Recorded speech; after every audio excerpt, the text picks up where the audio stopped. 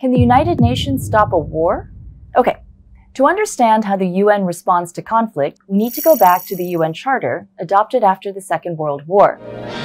Meanwhile, in San Francisco, delegates of 50 nations had met to form the United Nations Organization, the solemn and hopeful expression of man's resolution to live in peace. The nations were united. It created the Security Council, which has 15 members. 5 of those members never change: China, France, the Russian Federation, the United Kingdom, and the United States. Let's show this by smashing 30 years of history into a couple of seconds.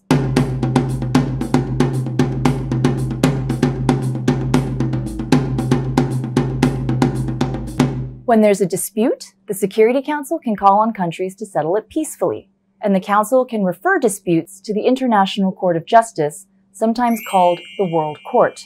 The Security Council can also impose measures like arms embargoes, economic and trade sanctions, and travel bans.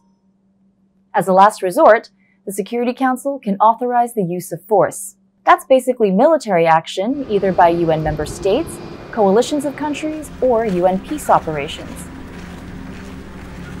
These are life or death situations, so it's really important to understand how it's all decided. The Security Council adopts resolutions. Its procedural resolutions just need 9 votes to pass. Boom, done.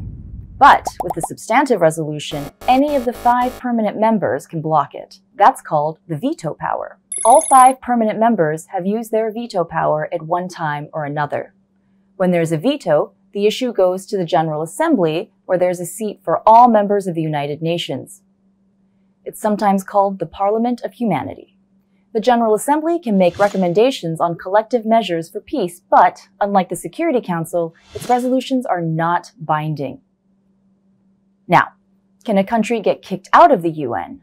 That's never happened, but if a country persistently violates the UN's principles, it can be expelled by the General Assembly on the recommendation of the Security Council. So, for the UN to expel a permanent Security Council member, they'd have to agree to it. So far, no country's ever been expelled. But during the global struggle against apartheid in South Africa, the General Assembly refused that country's credentials for a number of years. First discussed the South African question. And South Africa didn't participate in any General Assembly proceedings until apartheid ended 2 decades later. The United Nations is headed by its Secretary General, who has what's been called the most impossible job on Earth. It includes trying to get peace talks going, save lives, and stop war.